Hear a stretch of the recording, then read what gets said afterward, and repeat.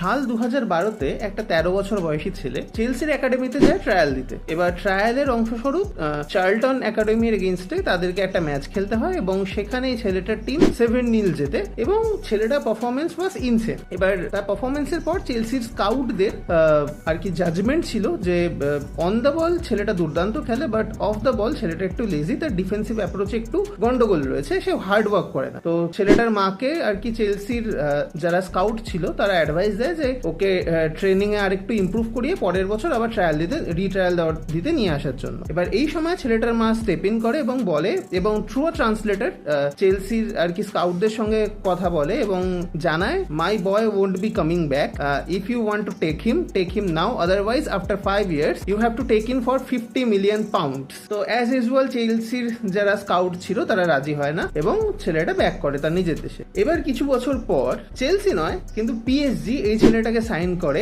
180 million euros দিয়ে মোনাকোর থেকে। ঠিক বুঝেছেন, আমি বলছি কিলিয়ান এমবাপের কথা। মাত্র 27 বছর বয়সে ওয়ার্ল্ড কাপের all time second highest goal scorer, এবং খুব যদি ভুল না হই কিলিয়ান এমবাপে আরো মিনিমাম 2টো ওয়ার্ল্ড কাপ পেতে চলেছে এবং এই রেকর্ডটাকে সে কোন হাইটে গিয়ে সেট করবে সেটা আমাদের সবারই কল্পনার বাইরে। আজ রাতে third consecutive world cup final খেলার লক্ষ্যে সেমিফাইনালে স্পেনের এগেনস্টে নামছে কিলিয়ান এমবাপের ফ্রান্স। ম্যাচের ফলাফল কি হতে পারে, আপনাদের কি মনে হয় জানান কমেন্টসে।